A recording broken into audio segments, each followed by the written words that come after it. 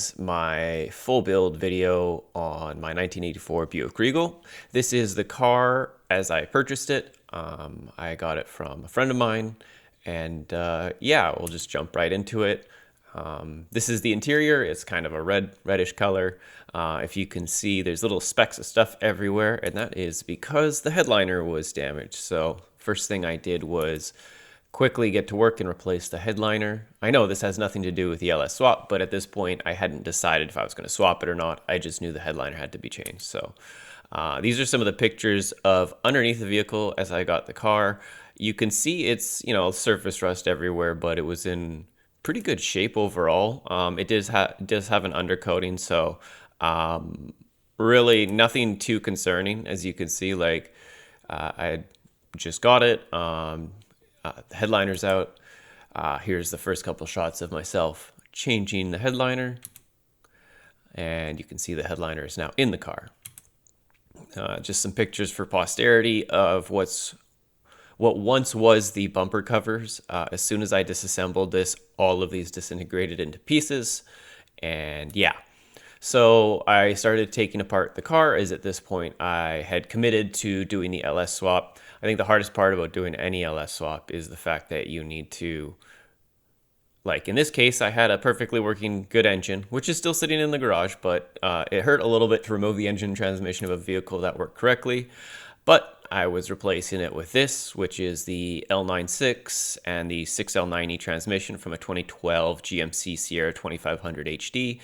The L96 is a 6-liter iron block, Gen 4.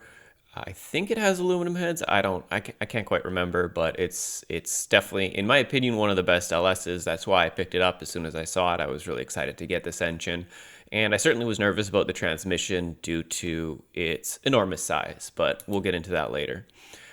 When we got it from the guy that I purchased it from, he basically is a wrecker. He drove it. He was nice. He delivered it to my house.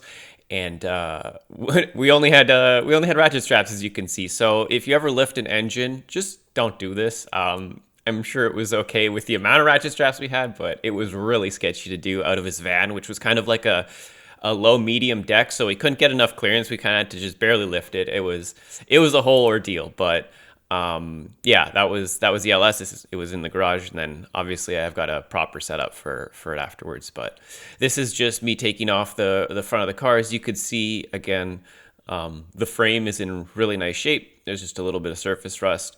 If you somehow don't have rust on a Gbody, I mean, that would be amazing, but there's always rust a little here and there. So this is the LS as it came to my house. As you can see, they did a compression check, and I think only one was under 200, but didn't really matter to me because 195 or whatever it was just fine. So anyways, we have this here, which is me removing the old V6 and finally doing the first test fit. As you can see, all the crap is still on it. I was so impatient. I kept the headers and everything, even though I knew that I wasn't going to use them. I mean, I really didn't know. I just wanted to see if it would fit or not. So the next picture is me actually trying to fit the engine in with a lot less stuff on it, because I continued to remove things from the engine as I went along. So yeah, there was a lot of taking things apart, putting them together. I can't remember. Oh, I know why I did this, because I had to put a different oil pan on, and I just wanted to use, so I put on the different side oil pan, so I removed it from the transmission. That was a lot of fun. I have an engine stand that I think this is the only thing I use the engine stand for. So if you're just doing the oil pan, you don't need to buy an engine stand. Although maybe sometime in the future I'll change a component. But essentially the engine was completely unmodified. I can't see at this point if we had, because I had engine mounts that I'd got. I don't know if that was with the engine mounts in or if I was just hovering it in the air.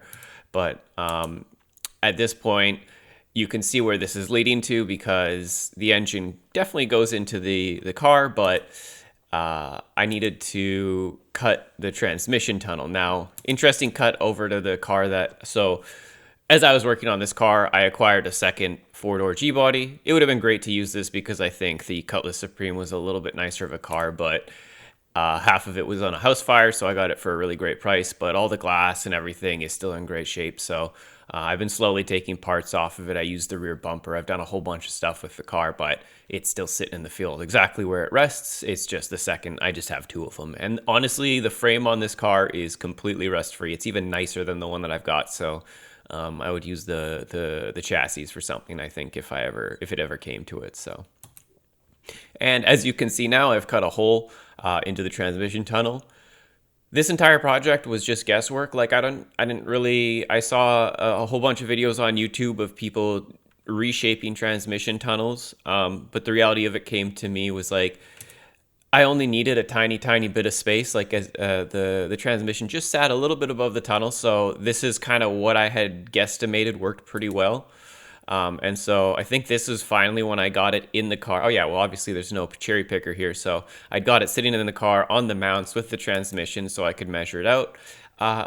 At this point, I just decided to remove the gas tank. I'm not sure, honestly, I'm not sure why I did it so early, but I pulled it out. And then at this point, oh yeah, you can see I've got a bunch of wood blocks and a bunch of jack stands. At this point, I wanted to replace the body mount bushings on the car, so I did a whole bunch of random stuff. I jacked the body of the car up with some wood and stuff. I don't know if I would recommend doing this, but the body is at that point with no doors, with nothing in the trunk, pretty much nothing in the car. It was really light, so I wasn't too concerned about that breaking. Obviously, I jacked it up correctly. And to be honest, I don't know if this is how you're supposed to do it. I just saw a video of a guy doing it. When you rest it on the edge of a jack stand, the body will just sit there. And so I mostly worked on the car, I think, like this. And you can see it had a lot of room for taking off the body mounts, but it wasn't a real fun experience. And we move on to getting the Ford Explorer 8.8. I got it for a pretty cheap price. And you know, it's a Ford 8.8. What else can I say about it? It came out of an Explorer. They are, in my opinion, not only the best value, but one of the best differentials ever made. This has the posi track, so it's got a limited slip diff built in, comes with disc brakes. Like, what else do you want? It has basically everything. So took it apart, looked mint, like there was literally nothing wrong with it. But oh yeah, we'll go to that in a second. But you know, I also need to emphasize how bad this smells. If you've never opened a rear end, you'll never forget how bad this sort of thing smells. Like, this had to have had a couple 100,000 kilometers on it. So next, this is just a random aside. I bought exhaust headers from a guy, and he sold me this flywheel disc plate for like $80. It was very specific for like a Mustang transmission to an LS engine, and so I had it for like, I sat on it for about a year and then sold it to a guy for $200. So, you know, if you ever see a nice large metal object that looks like it costs a bit of money and somebody just wants to get rid of it, just buy it. You know, you can hold on to parts for a long time, and if at worst you can give it to somebody for free and make their day. You know, like, it wasn't that much, but I was lucky to sell it to a guy. And he was doing some kind of LS in a Camaro, or it was a GM car, but he had a Ford transmission. Anyways, I won't get stuck to that too much. As you can see here, I think I can zoom in. Yeah, so these are the body mount, the engine mounts that I used. And I think this is mostly the final position of the engine. I took it in and out, like I put it in and out like so many times, but I was kind of the final position. And then I got a local fabricator to make me a very temporary, at that time, transmission cross member, just a nice bent pipe that fit onto both things. That was a very helpful thing. It cost, I think, $250, $300 maybe, but it was basically the best $300 ever. The guy was really helpful. He helped me do a bunch of other little things, and he kind of opened my eyes to being able to fabricate stuff in general, even though he didn't help me learn how to fabricate. I just saw what he was doing, and it made like a lot of sense. So move on to the super fun engine harness, which I still have all these labels on the engine. I have to take it off eventually, but it's all very useful to label everything. So that's what I did. Because I got the Ford 8.8 with disc brakes and it came with drum brakes, you have to replace your brake distributor. So when you have drum brakes, it sends, I think, 75% of the braking power to the rear or something like that. And this changes it to 50-50 so that obviously both front and rear discs are applied at a consistent rate because they're the same apparatus essentially. These were the AN fuel fittings. I think this is like literally the first time I ever did these. My God, I have done so many since to this point. I did a lot of AN fittings. I would recommend everybody do AN fittings if they have the patience for it. These were PFTE fuel lined ones, so they're a little bit more complicated than the like regular ones that you would see from like Evil Energy on Amazon, which those are just fine, by the way, if you know how to set them up. Then I haven't had any issues with that brand specifically. But as you can see at this point, I had most of the fuel tank ready to go, and this is like a year. We're talking like this is like a year before I got the car running. I just finished off all the whole fuel system. I was like, cool, we've checked off that box. And little would you know that actually I hadn't, and I made some fundamental mistakes with my fuel system, which I'll explain shortly. So at this point, I cleaned off the whole rear diff and was ready for a kit. There's a company called Southside Machine Performance that makes a 48.8 conversion kit for this car, which is excellent. I'll say that. So at this point, I had that. And again, you know, taking apart a car with a working differential is strange, but obviously the 7.5 was never going to cut it. It was going to get destroyed instantly. When you put a 6-liter in there, like, yeah, that's not going to work. So this was also the super fun. People seem to hate this. I enjoyed the heck out of it. This was probably one of the easiest parts of the project for me, was the wiring harness. Like I said, people don't like it. All you have to do, look, literally like match colors. You match colors, and then you go and you look on the internet and you find the couple things that you have to ground, and you look at you go on AC Delco TDS and you buy 3 days of access, and you download everything you can for all of your cars, wiring diagrams and all of the connectors and everything. I'll have that. You get yourself a little multimeter and you just check the things, and you hear the thing go beep as you get that whatever it's called. It's like the easiest thing ever. I don't even know anything about this stuff, and my car works perfectly because I connected the light colors together and I soldered a bunch of stuff. Yeah, so I don't know.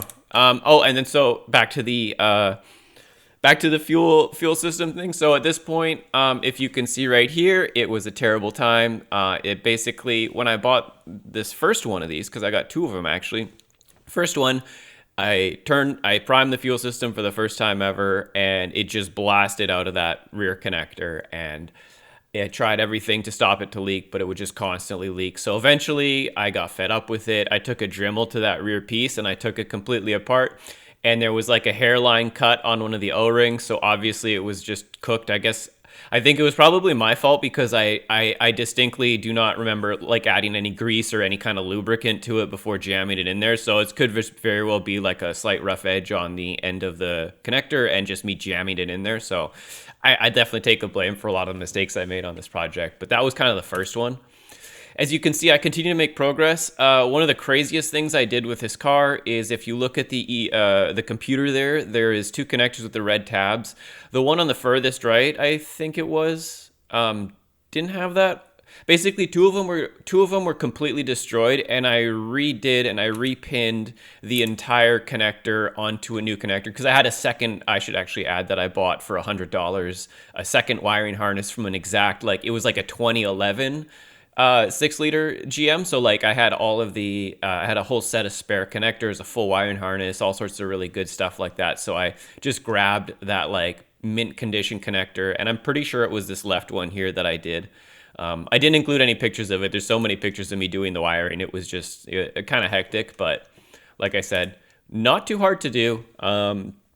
Just a bit of a, bit of a pain, yeah. And at this point, I think I tried to get the engine running, and then I didn't, and I waited about a year after that. Oh yeah, I'll talk about that in a second. It took me about a year to actually get it running. I was just missing, there's a couple yellow wires down there, and you need to ground them. They're powertrain relay circuits for the engine, and the transmission has a relay circuit for some kind of thing, and you just have to ground both of those, and then the computer is like, oh, okay, it's working. But at this point, I tried to start it a couple times, didn't get it started, but I just kind of moved on because I knew the engine was fine. It was cranking. It just something wasn't right, so I just skipped it. This picture is all about the mistakes you make along the way. I totally cross-threaded the absolute crap out of this. It's so terrible, but I never removed it, and it's still in the car exactly like it is. It leaks nothing at all, so I'm just leaving it. If that sensor ever dies, might be cooked. I don't know. I might be able to rethread it in there safely. I don't know. But just, if something feels like it's not going in correctly, just don't keep cranking it. I still am confused as to how I let this happen. So anyways, yeah. So as you can see here, I made a bunch of paper, like kind of mock-ups of what I wanted to get. And then I made a really shitty looking floorboard piece. And I don't even think I have any pictures of it welded. Yeah, I kind of hid my shitty work, but I did a very mids job of welding it. Used a lot of black silicone just to kind of seal it up for the water and stuff. Yeah, it wasn't a pretty job, but then I used a bunch of Silmat or Dynamat or whatever you want to call it to kind of seal that up and get a little bit of sound deadening in there. So I think that's probably fine. Carpet goes back in, which was great. These Gbody carpets, man, like I cleaned the crap out of it. Like it looked terrible when I got it, but like you can get it clean and it doesn't look super good here. I think I cleaned it up multiple times. But yeah, it's quite nice now. It's in great shape. It smells great in the car, which was key. This is the Cutlass Supreme bumper. As you can see, I just used a little bit of a paint marker to reline the white on the inside of the bumper liner, but I took that one off the car in the field because it was essentially rust-free. And I did the same thing with the front bumper, but unfortunately they're not a match, so I had to use the original front bumper, which was in fine condition. There's nothing necessarily wrong with the original bumpers. It was just this was another level of clean. And I could also additionally wire in a second set of rear backup lights into the lower bumper, which I haven't done yet, but they're available. I think it's a kind of a neat thing to have. Yeah, this is just me dragging a bumper. I think the pictures of the back of my car are just generally me showing that, like, you don't need a big car. That's like a Fiesta, so it's like a really small car, but I've jammed a lot of stuff in there, including a really large piano, which is pretty funny, and a giant work desk. So at this point, I did the scariest part. Yeah, definitely the scariest part of the build was changing and replacing the front springs, the shocks, the upper control arms, all the ball joints, and everything on the suspension. So yeah, there you go. There's the picture of it. Fuck all of that. If you ever have to do this, I don't have any advice for you. Just watch a bunch of YouTube videos, see how people do it as safely as possible. Try it yourself. It's still scary as fuck to take it out. And yeah, so at this point, I genuinely, like, I remember looking at this picture going, I don't remember taking off the front end. Like, I'm not kidding when I say it was like super terrifying to compress the springs and shit, because like I genuinely don't remember doing any of the front suspension, the front discs. I just kept all of the original components. I didn't even swap anything out because the car was like whatever, seemed fine. I mean, you can tell there's some grooves in the front discs, but I'll get to replacing those this winter. So as you can see, new control arms. I thought that was they were a very good price. Also, they're like parts for this car unbelievably cheap. So I just like, why don't we replace everything? So that's what I did. This was a terrifying thing, but I got the springs in. Actually using it to compress the springs, while psychologically terrifying, was far less scary than taking the springs out, because when I did the spring removal, the springs all shifted after I dropped the jack, and like nothing like jumped out. It just kind of shifted and it made like a very terrifying noise. So like you have to take off the spring and it's like in this, anyways, I'll shut up about it. It just wasn't fun. So if you ever have to do that, I'm sorry or whatever, but yeah. So at this point I pull out the rear diff of the car. This is like maybe a year and a half ago. So like I'm halfway through the build at this point. I think that's kind of when I did this. I started doing this. I was like, all right, I think I'm kind of halfway through. You'll have to ignore my really terrible welding job. So I bought this really excellent kit from Southside Machine Performance for the Ford 8.8. I literally just eyeball welded everything. You can see my welds are not good. They're still not great, but I was very careful, and I have to say thank you to the Jeep community. There's War Something Off-Road was a guy that did a bunch of videos about welding a truss to the rear, and I followed his guide by preheating, post-cooling, like every single weld that I did on the rear end onto the cast iron was heated to 350 Fahrenheit.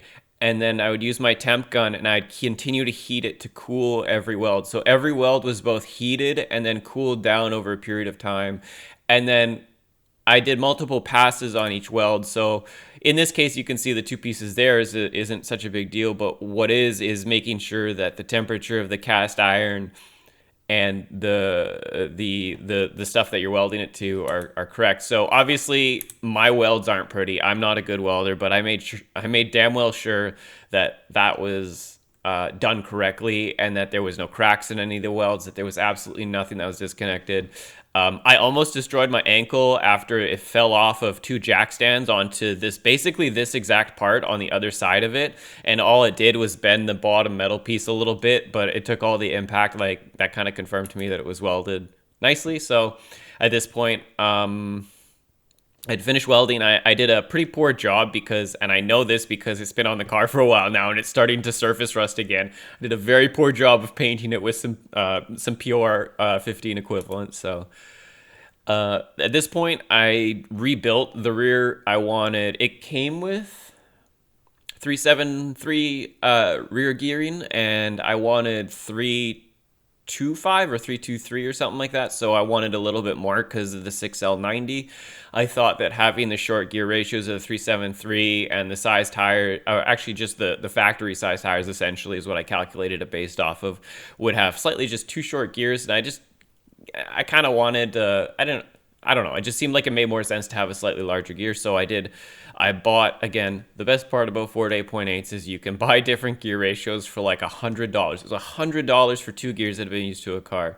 Now, mind you, one of the threads on the new gear was a little damaged, but again, if I take it apart, it's never being reused again. I would just throw it out and I would go buy another one. I wouldn't sell it to anybody or anything, but it worked perfectly for my use. So this contraption was great. This bearing press, I don't want to say press, but yeah, I guess it is a bearing press. I just used a bunch of random tools. You can see I just make a lot of stuff up. But this was me removing the top bearing. This bearing, I tried many times with this and it didn't work. So I just have a bearing press upstairs and I drilled some holes and put some bolts in and I managed to have no problem getting it out. So that was a lot of fun. I really enjoyed working on the rear end. A lot of just a lot of little things you have to do. Make sure everything's really nice and tight.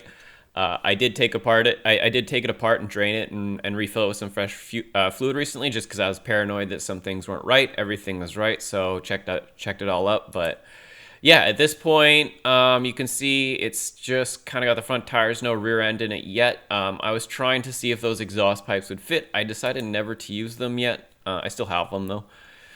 As you can see here, got most of the rear kind of sitting there. Did some backlashing. This was unfortunately, I never took an end picture of it, because if you see this and you're like, what the hell? If you've ever done this before, you look at this, you're like, that is garbage. Anyways, I did a whole bunch more. Believe me, I got it looking pretty nice in both directions. It was good surface contact. And again, with the rear end, when you're reinstalling this part, you can only tighten it up to the torque specs, and if you have to loosen it, you have to use a new nut. So it's really, really specific about those sort of things. So I made very sure that I did it correctly. This is the first time getting the rear suspension in. I was so excited about this. I'm pretty sure at this point, I also didn't have any rear tires for the car or anything like that. I just had this ready and it just had no rear wheels for a little while. It was pretty funny.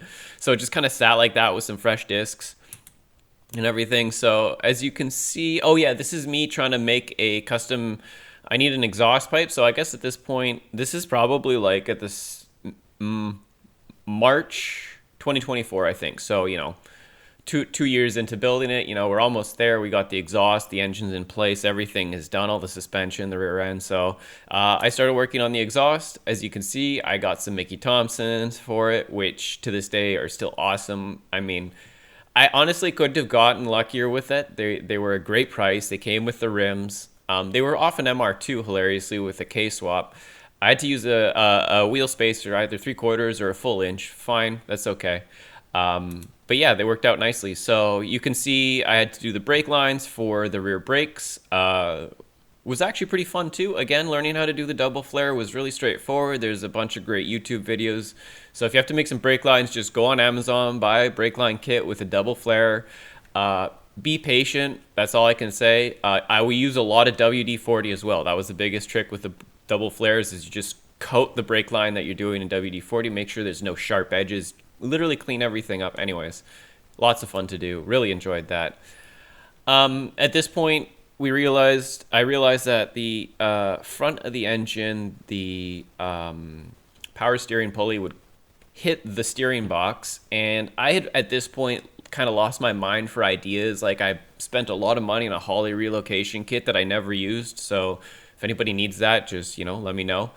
Anyways, so I relocated the entire steering box on both sides, both pitman arms. I think there's 2 of them. I don't know if they're both called pitman arms, but I relocated them both about the same amount. which honestly has resulted in some very strange handling. I definitely need to get an alignment for the car, which I haven't gotten yet, but the car drives in a straight line, doesn't swerve or pull in any direction. It just steers kind of oddly. As you can see, there's the clearance that I was able to get from moving that box. If you could imagine what it was like before versus that, I got to thank my buddy Mike for just being like, why don't you move the steering box? And I was like, yeah, why don't I? So we did that. Great idea. This is, at this point, I've had the car for 2.5 years.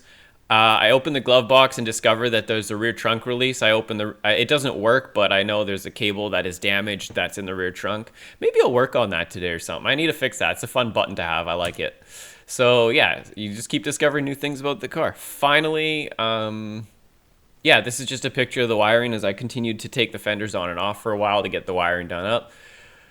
And at this point, I put the fenders, I think this is the last time I put them back on. I got the doors back on. The doors were a lot easier to actually put on than I thought they were going to be, because I was so worried about the doors clipping, which they did when you put them on. There was quite a bit of adjustment, but I had a friend over. We just popped them in place. We adjusted them a bunch, and I think I've only had to adjust this front fender one time and kind of move it around, but it worked perfectly. So the doors are not well placed on the car anymore because they're not factory, but none of them clip and they all open and close fairly well.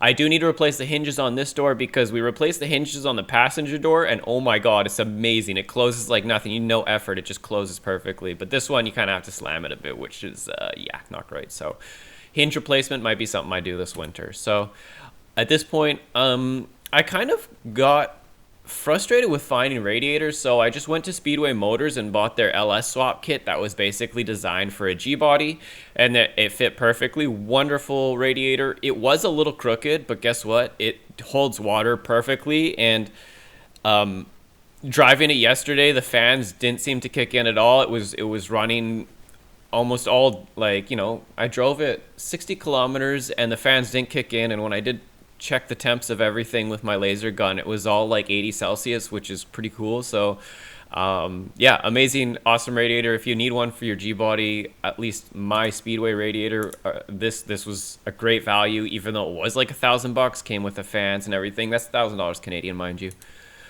So this is the welded exhaust pipe that I made. It works perfectly. I was very happy about it. As you can see, I got everything in there.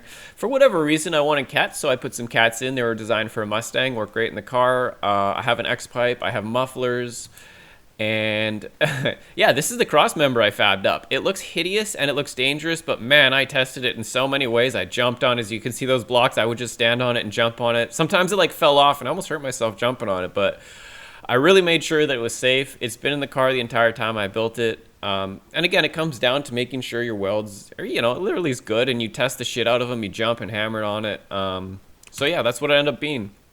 At this point, I started piping the car up. I got the intake with the MAF done, as you might have seen with some other pictures. Oh yeah, that doesn't clear the hood, so fortunately I have a second hood. I'll get into that in a bit. This is the transmission cooler. I honestly don't know if I needed one or not, but I just like the concept and the peace of mind of getting one. Got an AN adapter for the transmission itself. Dead easy to build the lines, dead easy to install the cooler. I just had some angle iron sitting around, so I got that and I just used that to build the mounts. It works perfectly. It is probably way more cooling than transmission needs, but I think that's fine. So yeah, as you can see, I got the cooling in there. This is the first design of the power steering pump. There's that big loop, that metal stuff. I completely got rid of that. That never ran. It was just me thinking that it was okay to do it like that. Definitely not. You're going to want, if you're doing a external power steering pump, you're definitely going to want to make sure that the whatever line it sucks from the reservoir goes straight into the power steering pump. Otherwise, you're going to have air bubbles and it will just destroy your power steering pump over time. So as you can see, I think, yeah, there's some welds on the exhaust over here. So I kind of welded up some sections, but everything's kind of removable. Like I can kind of pull some stuff out and somewhat straight pipe it, but you know, I haven't so far. I just left it with the mufflers and everything on. It's been sounding great. So, And I guess, yeah, damn, that was a quick kind of conclusion. I got the exhaust. As soon as I got that exhaust done, though, I did all the wiring. I finished up all the stuff. If you take a look at this is hilarious. This is how I was starting the car for a while. I had those taped to the front. That actually resulted in a pretty dangerous situation where it was in the garage, and I turned on the car, and the car, I forgot, I left it into reverse, and the car just went boop and just reversed itself right into the back of the garage.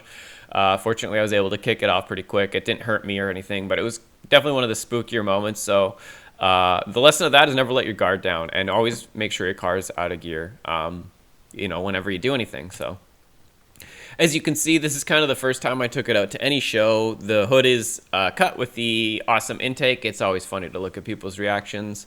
In this picture, I still have the original front tires. I can't emphasize how much a fresh pair of front tires are. These were not cracked in any way. They were pretty great shape, but they were ancient. They were from 2003 manufacturing date. So I drove around on the side streets, but I would have never taken it on the highway or anything serious if there was any potholes. So yeah, it's hitting in the garage still. Here is another thing. So as I mentioned before, with those LS fuel pressure regulators, I had a 240 LPH fuel pump, and I got the second fuel pressure regulator installed. It didn't leak whatsoever, but I drove the car for about a month almost, and the engine just never sounded right. Like, it just really didn't sound right. And it was because basically I blew through the internal, and this was a Wix filter, mind you. It blew through the internal Wix filter, and at one point I bought a little Earl's fitting to fit just onto the connector, and I put that gauge on, and I remember turning the car on, and it just shot up to straight up to the limit of 100, and I was just like, oh my god. No damage was done. I checked a couple plugs. Everybody was looking pretty good. So I wasn't too worried about it. I'll probably change the oil this winter because it does smell a little bit like gas, but I mean, I just didn't do anything after I put this in. It works great now. So definitely get yourself if you're going to get like a really good performing fuel pump, then get a good solid, like this is an Aeromotive fuel pressure regulator, and make sure you get a gauge on it so you can look at it every so often. So yeah, that's oh yeah, and one more thing, I would avoid buying any cheap non-branded AN fittings. This was supposed to be an AN adapter for my for obviously my power steering pump, and it continuously leaked, and that was because the fitting was never finished. Like, it had like a whole, you thought it was an AN fitting, but it was not. So I went back and I bought some Earl's ones. So like the brands that I recommend is like Earl's. There's another American one that I always forget. And then there's also Evil Energy, which is the black. Oh, no, that was... Shoot, I can't remember the name of the power steering pump kit that I got, but that was another great one that works perfectly too. So just make sure you don't buy cheap AN fittings from a random company. Try to find the branded ones and you'll be pretty much good to go. So I replaced the front tires on it. I spray painted the rims black. I really like how these turned out. They kind of match the rear ones a little bit. So yeah, that's pretty much it. I think that's everything. This is some of the wiring that came with the car. Somebody put a delay box on the windshield wiper, and it essentially just looks like this, all of it. No, they didn't do any soldering. They just jammed wires and twisted them tightly and then wrapped them electrical tape. So I went through the entire thing and I resoldered it, and I got the delay box working again as factory without any shitty cables. Although there's still one under the dash that I'm just, you know, I can't win every battle. So, and finally, this is my car most recently at a car show. I thought it was fun. And that's a screenshot of It's Always Sunny in Philadelphia. So yeah, let me just quickly jump here to some videos of the car running because I wanted to show those.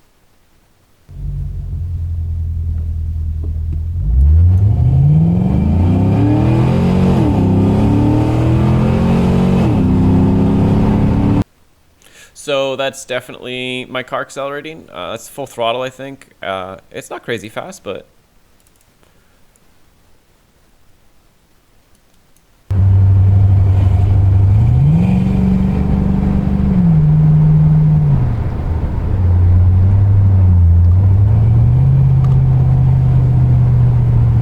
again, just driving around. As you can see with most of these clips, the steering is extremely loose. Like, the steering is definitely 80s wafty. Anyways, it's definitely feels like an 80s car, but yeah, the car's super quiet when you drive. Like it's very quiet sounding. You don't have to worry too much about noise, which was great. I really didn't want a loud car. I think a lot of people really like loud LS swaps, but I just wanted a car that had the power. I wanted to be able to smash the gas and go.